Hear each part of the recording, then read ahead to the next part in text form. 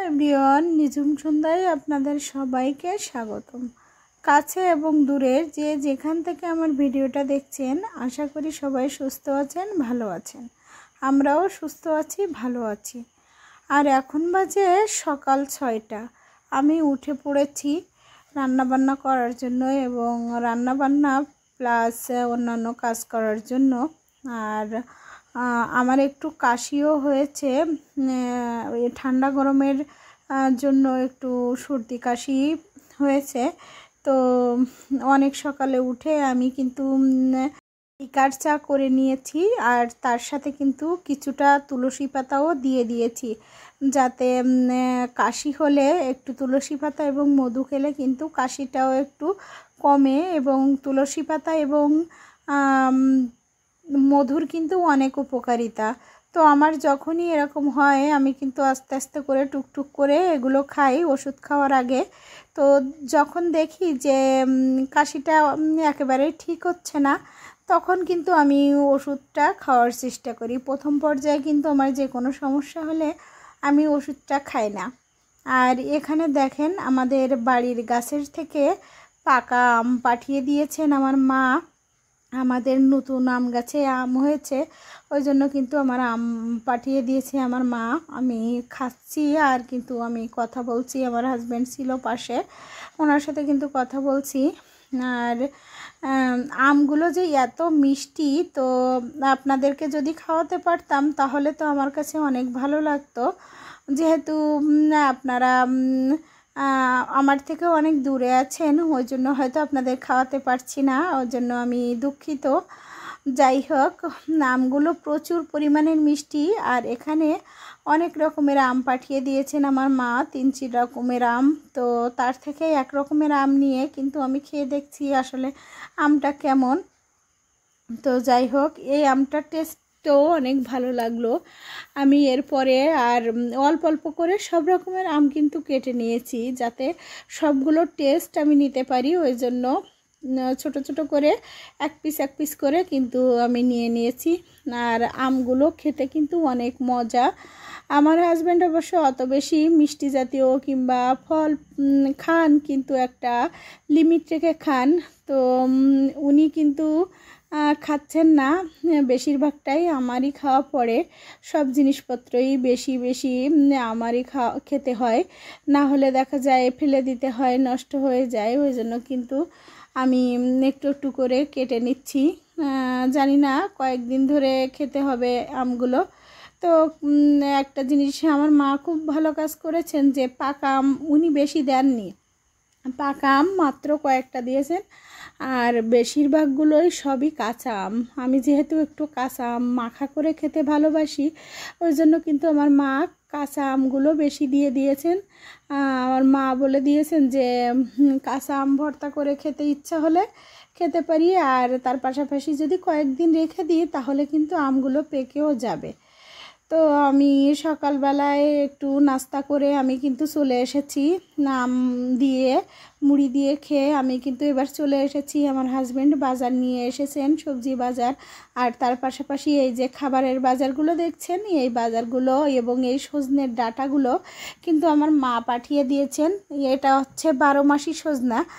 আপনারা হয়তো ভাববেন যে এখন সজনের ডাঁটা কোথা থেকে এসেছে। এটাকে আমাদের ওখানে নজনের ডাঁটা বলে সবাই জানে। তো এই ডাঁটাগুলো আমার মা পাঠিয়ে দিয়েছেন আমার হাজব্যান্ডের জন্য, যেহেতু উনি এইসব সবজিগুলো খেতে অনেক পছন্দ করেন।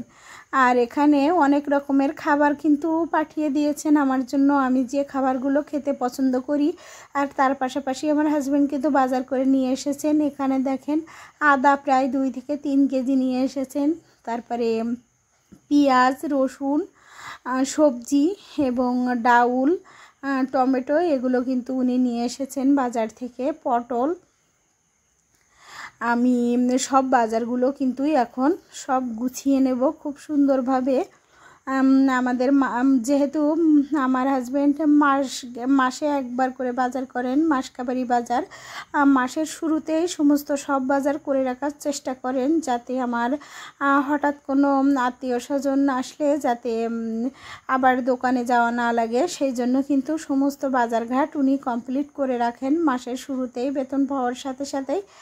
আর এখানে কিন্তু পোলাও রান্নার জন্য কিশমিশ আনার কথা বলেছিলাম, উনি কিশমিশগুলো নিয়ে এসেছেন। আর এখানে মুড়ি এবং অন্যান্য খাবার দাবার, বিস্কিট, এগুলো কিন্তু সবই আমার মা পাঠিয়ে দিয়েছেন। আর সাথে চিড়াও পাঠিয়ে দিয়েছেন, আর মনেক্কা ভাজা, যেগুলো মেনলি আমি খেতে পছন্দ করি, সেই সব খাবারগুলো কিন্তু আমার মা আমার জন্য পাঠিয়ে দেন। আর আমাদের ওখান থেকে যেই আসুক না কেন, আমার এই পর্যন্ত আসবে কেউ শুনলেই কিন্তু আমার মা জিনিসপত্র গুছানো শুরু করে দেন আমাকে দেওয়ার জন্য। তো আমি যখন বাবার বাড়িতে যাই তখন কিন্তু ওরকম প্রচুর জিনিসপত্র নিয়ে আসার জন্য আমার মা চাপ দেন। তো আমরা যেহেতু মোটর সাইকেলে যাই, অত জিনিস তো আর আনা সম্ভব না। দেখেন এখানে প্রায় 2 থেকে 3টা আমশক্ত আছে, আর এই আমশক্তগুলো এত মজা, আমি অবশ্য এক সাইড থেকে কেটে একটু খেয়ে নিয়েছি। যেহেতু লোভনীয় খাবারগুলো আমার পছন্দের খাবারগুলো, তো আমি দেখে আর থাকতে পারলাম না, একটু খেয়েও নিয়েছি। তো খাওয়া দাওয়া করে এবার কিন্তু আমি বাজারগুলো এবং সমস্ত খাবারগুলো কিন্তু গুছিয়ে নেব। তো যে কথা বলছিলাম, আমরা যখন বাবার বাড়িতে যাই তখন কিন্তু আমরা যেহেতু গাড়িতে যাই মোটর সাইকেলে, ওই জন্য কিন্তু আমার মা জিনিসপত্র দেওয়ার জন্য অনেক চাপ দেন, তরকারি, সবজি, খাবার দাবার। তো আমাদের গাড়িতে দেখা যায় 2 জন বসার পরে অত বেশি স্পেস থাকে না, ওই জন্য কিন্তু জিনিসপত্র নিয়ে আসতে পারি না। তো যখনই জিনিসপত্রগুলো নামিয়ে রেখে আসি তখনই আমার মা বলেন যে তুমি গাড়িতে যাও, বাবু বাইকে যাক। তো সে মোট কথা জিনিসগুলো দেবেই দেবে, আমার মা যেমন আমার ভাইও তেমন। আর আমার অন্যান্য কাকিমারা তো আছেনই, সমস্ত জিনিসগুলো চাপিয়ে দেবেন যে বস্তা ভরে যাতে আমি এখানে নিয়ে আসতে পারি। তো বাস স্ট্যান্ডে আসাও একটা ঝামেলা, কারণ আমার বাবার বাড়ি থেকে বাস স্ট্যান্ড বেশ দূর আছে। তো ওই পর্যন্ত একটা গাড়ি নিয়ে আসতে গেলে তাকে প্রায় 3 থেকে 400 টাকা ড্রাইভারকে দিতে হয়। আর তারপরে তো বাসে আনার জন্য নিচে বক্সে করে আনতে হলেও কিন্তু যে হেল্পাররা থাকেন ওনারা কিন্তু অনেক চালাকি করেন। ওনারা কিন্তু আমাদের কাছ থেকে এক্সট্রা টাকা নিয়ে নেন, যেহেতু মালের সাথে কিন্তু যাত্রী আছেন। তো যাত্রীর সাথে যে মাল যাবে এটাই কিন্তু স্বাভাবিক, কিন্তু ওনারা করেন যে একটু যদি দেখেন যে 2-1 ব্যাগ বেশি হয়ে গেছেন, ওনারা কিন্তু ভাড়া নিয়ে নেন, টেকনিক করে ভাড়া নিয়ে নেন। তো এই বাজারগুলো সব আমি গুছিয়ে নেব। আর এবার চলে এসেছি কিন্তু আমি মাছ রান্না করার জন্য। আর এখানে পাঠিয়ে দিয়েছেন কিন্তু প্রায় 7 কেজি ওজনের একটা মাছ। এই মাছটা মাছ। আর আমি মাছের উপর হাত দিয়ে দেখছিলাম আসলে আমার মাছটা বড় নাকি আমার হাতটা বড়। তো অবশ্যই কিন্তু মাছটা অনেক বড়, আমার হাতটা মাছের তুলনায় কিন্তু অনেক ছোট। তো আর মাছে কি পরিমাণ তেল হয়েছে সেটা আপনারা দেখেই বুঝতে পারছেন। আর এখানে দেখেন আমার হাতটা রেখেছি, হাতটা কত ছোট দেখা যাচ্ছে ওই মাছের পাশে। আর মাছটা কিন্তু আমি এবার কেটেও নিয়েছি। তো এত মাছ যেহেতু আমার রান্নার কাজে এখন লাগবে না, ওই জন্য কিছুটা মাছ আমি ফ্রিজে ঢুকিয়ে রাখবো। আর যে কয় পিস রান্না করব তো সেই কয় পিস আমি পরিষ্কার করে ধুয়ে তারপর একটু গরম জল এবং লবণ জলে একটু ভিজিয়ে রাখবো, যেহেতু প্রচুর পরিমাণ তেল মাছটাতে। আমার পুরো হাত একেবারে তেল তেল হয়ে গেছে। তো আমার মনে হয় এত তেল খাওয়া ঠিক না, মাছ থেকে প্রচুর পরিমাণ ভাজার সময়ও কিন্তু তেল বের হয়েছে। তো এই যে এখানে মাছগুলো আমি কেটে নিয়েছি, মাছগুলো এখন আমি ভেজে নিচ্ছি। আর এখানে 2 থেকে 3 পিস আমি বড় বড় সাইজ করে রেখেছি, যেহেতু বড় একটা মাছ। আমার হাজব্যান্ড একটু মাছ খেতে পছন্দ করেন, উনি অবশ্য ছোট বড় সব রকম মাছই খান, ছোট মাছই বেশি পছন্দ করেন। তো আমি ভাবলাম 2 পিস বড় বড় দিই। তো এত মাছ, এত বড় বড় মাছ তো এক পিস খেলেই আর ভাত খাওয়া সম্ভব হবে না, ওই জন্য কিন্তু আমি 2 পিস দিয়েছি, যাতে এই মাছ তো একবারে খাওয়া সম্ভব হবে না। তো আজ তো দিয়েছি মনের শান্তির জন্য, যতটুকু পারবে খাবে, না পারবে রেখে দিবে। তো তার পাশাপাশি কিন্তু আমি আরও কয়েক পিস মাছ দিয়ে দিয়েছি, যেহেতু আমার হাজব্যান্ডের অনেক সকালে স্কুল আছে। ওই জন্য যাতে আগামী দিন রান্না করার পরে আমার রান্নাটা একটু থেকেও যায়, ওই জন্য কিন্তু বেশি পরিমাণে রান্না চাপিয়ে দিয়েছি। আর শুধু মাছ রান্না নয়, এখানে কিন্তু মাংসটাও আমি আজকে রান্না করছি। তো এখানে আমি রান্না করছি কিন্তু পাশে খাসির মাংস এবং মাছ রান্না করছি এই সাইডে। আর মাছটার এত পরিমাণ তেল হয়েছে, তো আমি ভাজার জন্য যে তেল দিয়েছি তাছাড়াও কিন্তু মাছ থেকে প্রচুর পরিমাণে তেল বের হয়েছে। তো এই মাছটা কিন্তু আমি এখন ভালোভাবে রান্না করে নেব।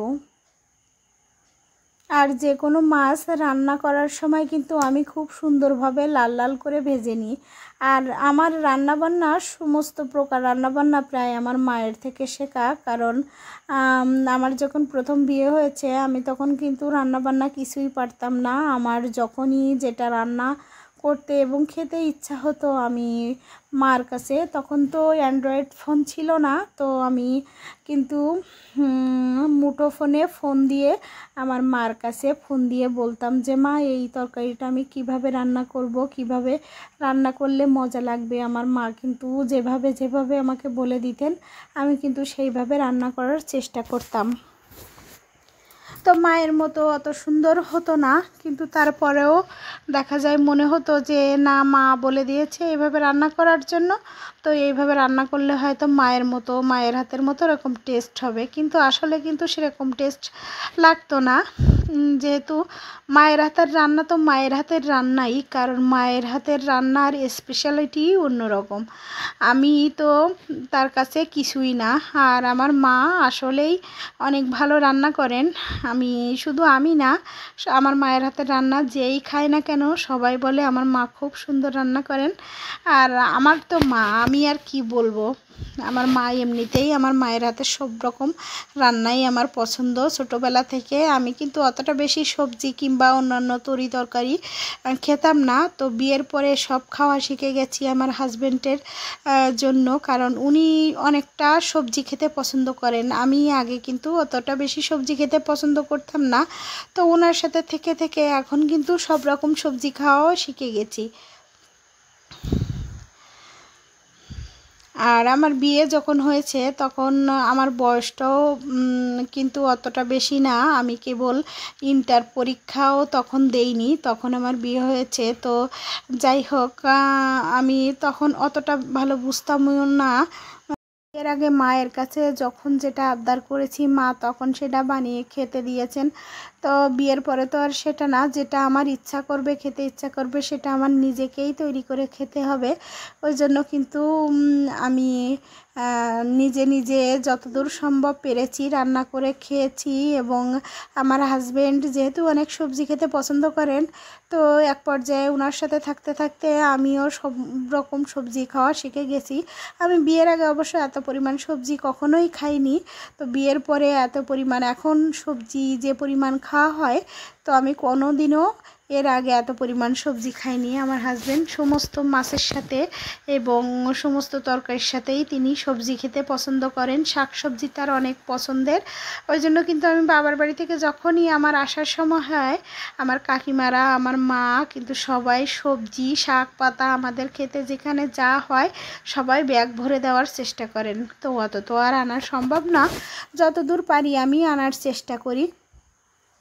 যেহেতু অনেক দূরে থাকি আমরা, কোথায় সাতক্ষীরা কোথায় বরিশাল, সে তো অনেক দূর, আমার কাছে মনে হয় বেশ দূর। তো ওখান থেকে অত ক্যারি করা সম্ভব না। আর আমরা যেহেতু মোটর সাইকেলে যাওয়া আসা করি, ওই জন্য কিন্তু আরও বেশি সমস্যা। জাস্ট আমরা যাওয়ার সময় ছোট একটা ব্যাগ নিই, এর বেশি কিছু না, আমার একটা সাইড ব্যাগ থাকে এই। তো আসার সময় কিন্তু বেশ আমার হাজব্যান্ডের বাইকের চারপাশ থেকে কিন্তু ব্যাগপত্র ঝুলতে থাকে। আর আসার সময় আমার কিন্তু বসে আসতেও অনেক কষ্ট হয়। আমি যেহেতু পেছন সাইডটায় বসি, ওই জন্য কিন্তু ব্যাগগুলোর খেয়ালও আমাকে রাখতে হয়, যেহেতু অত দূরের পথ আসতে গেলে রাস্তাঘাটে কিন্তু জিনিসপত্রের ভরে অনেক সময় ব্যাগ ছিঁড়ে পড়ে যায়, এরকম অবস্থাও কিন্তু ফেস করতে হয়। তো আবার কোথাও না কোথাও নেমে আবার ব্যাগটা চেঞ্জ করে নতুন ব্যাগ কিনে ওর ভিতরে ভরে তারপরে নিয়ে আসতে হয়।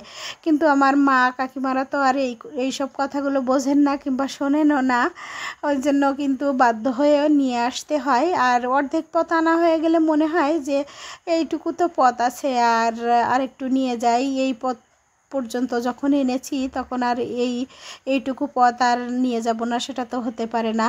তো আপনাদের সাথে দেখেন গল্প করতে করতে কিন্তু আমার রান্নাবান্না প্রায় শেষের পথে। এখানে আমার মাছ রান্নাটাও হয়ে গেছে প্রায়, তারপরে মাংসটাও কিন্তু রান্না হয়ে গেছে। তো আমি সমস্ত তরকারি কিন্তু এখন ভালোভাবে রান্না করে নিচ্ছি, যাতে আমার আগামী দিন সকালটাও হয়ে যায়।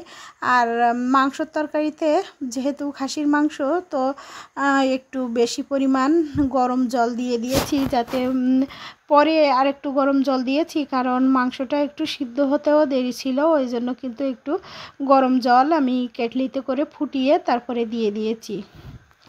আর এখানে আমার মাছটা রান্না হচ্ছে, তো আমার মাংসটা ওখানে রান্না হয়ে গেছে। আমি কিন্তু কিছু জিরা এবং কিছু গরম মশলার গুঁড়া দিয়ে আমি এখন নামিয়ে নেব।